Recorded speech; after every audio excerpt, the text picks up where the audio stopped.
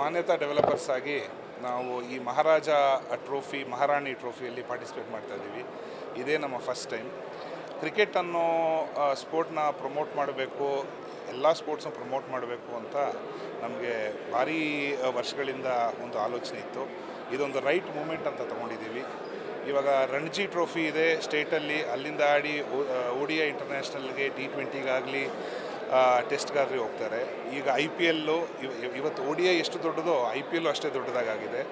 So ಆ ಕಾರಣದಿಂದ ಈ KPL ಅಂತ ಇದ್ದ ಮಹಾರಾಜ ಟ್ರೋಫಿ ಮಂಗಳೂರು ಮತ್ತು ಕಾರವಾರ ರೀಜನ್, ಮಂಗಳೂರು ಕೋಸ್ಟಲ್ ರೀಜನ್ನಲ್ಲಿ ಇರೋ talent, especially in terms of ಮಂಗಳೂರವರು ಎಲ್ಲ ಫೀಲ್ಡಲ್ಲೂ ನಂಬರ್ 1 ಸ್ಥಾನದಲ್ಲಿದ್ದಾರೆ. Especially when it comes to banking, hospitality, infrastructure, education ಇಂಥ ಫೀಲ್ಡಲ್ಲಿ.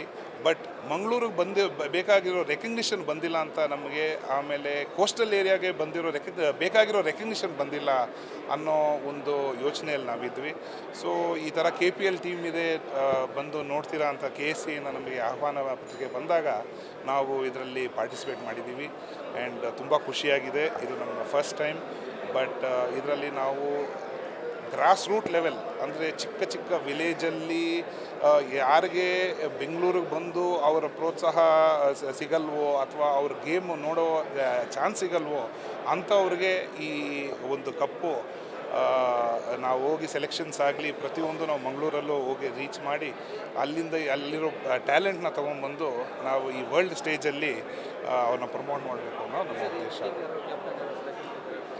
ಸೊ ಇವತ್ತೇ ನಮ್ಮ ಟೀಮು ಇದು ಬಂದಿದೆ. ನನ್ನ ಜೊತೆ ಆಲ್ರೆಡಿ ತುಂಬ ಕ್ರಿಕೆಟ್ ಪ್ಲೇಯರ್ಸ್ ನನ್ನ ಸ್ನೇಹಿತರು ಎಲ್ಲರೂ ಇದ್ದಾರೆ. ಅವ್ರ ಹತ್ರ ಎಲ್ಲ ಅಡ್ವೈಸ್ ತೊಗೊತೀವಿ.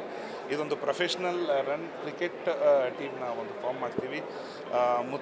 ಮುಂದಿನ ದಿನಗಳಲ್ಲಿ ಬರೋ ವಾರದಲ್ಲಿ ನಾವು ನಮ್ಮ ಕ್ಯಾಪ್ಟನ್ ಆಗಲಿ, ನಮ್ಮ ಕೋಚ್ ಆಗಲಿ, ಸಪೋರ್ಟ್ ಸ್ಟಾಫ್ ಆಗಲಿ, ಯಾರು ನಮ್ಮ ಬ್ರ್ಯಾಂಡ್ ಅಂಬಾಸಿಡರ್ ಪ್ಲಸ್